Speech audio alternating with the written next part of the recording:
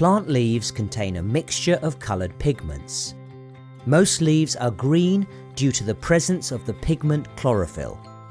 This substance is important in photosynthesis, the process by which plants make their food. In chemistry, finding out the content of mixtures is important, and chromatography is a technique that can be used to find the individual components in a mixture. In this experiment, the pigments in a leaf will be separated by paper chromatography.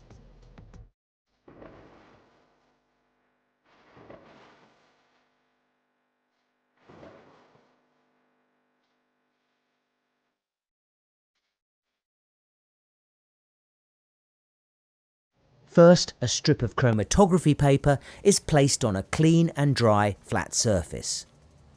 A horizontal line is drawn using a ruler and a pencil about 3 centimeters from the base of the paper strip.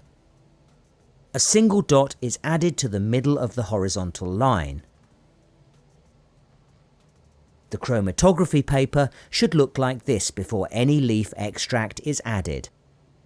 To make a leaf extract, a leaf is first cut up into small pieces using scissors, and then the leaf pieces are added to the mortar.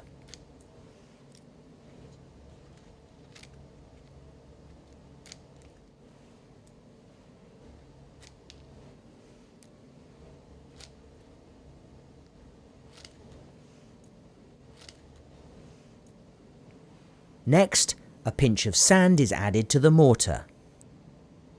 This is used to break open the tough plant cells, releasing the pigments. 10 centimeters cubed of propanone is measured out using the measuring cylinder .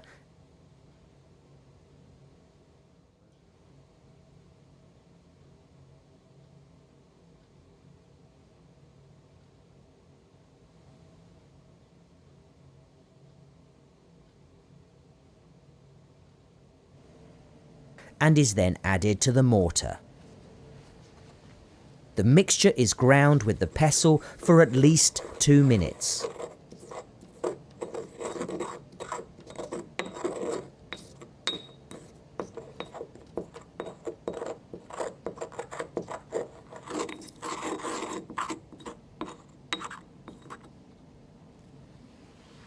Next, a fine glass tube is used to put the leaf extract liquid onto the pencil spot on the paper.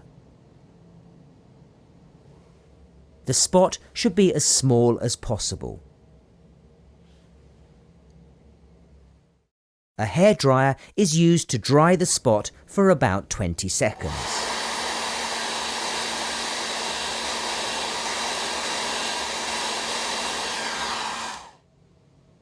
This procedure is repeated so that a total of 6 spots are applied to the paper strip.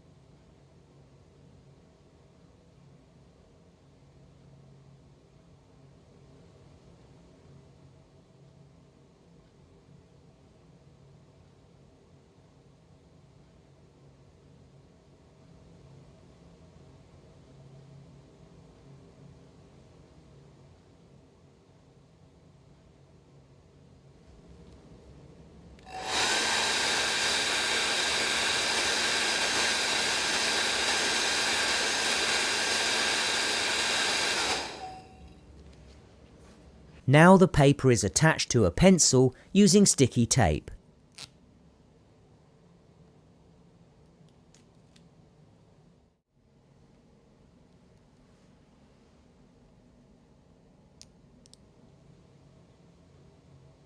"20 centimeters cubed of propanone is measured out using a measuring cylinder and poured into a large beaker.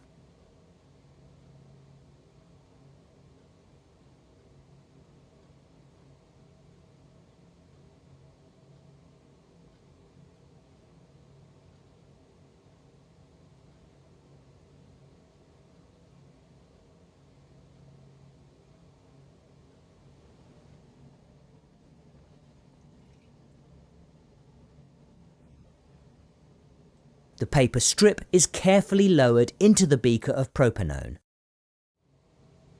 The propanone should be below the horizontal line.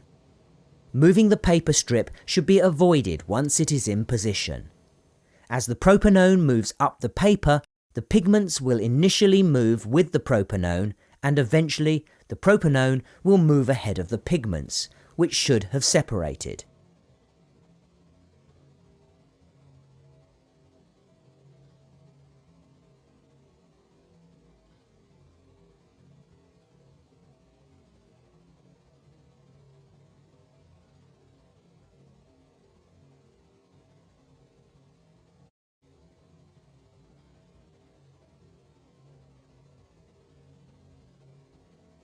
When the propanone line approaches the top of the paper strip, it is removed.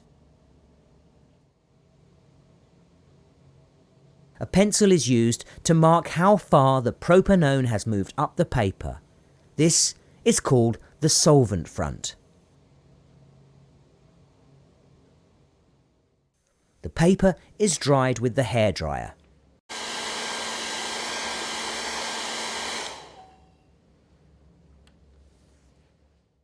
The number and colour of any pigments is recorded in the results table. A ruler is used to measure the distance travelled by the solvent front from the horizontal pencil line. This is recorded in the results table. The distance travelled by any pigments found on the strip is also measured and recorded in the results table. These two values can be used to calculate the individual retention factors for each pigment.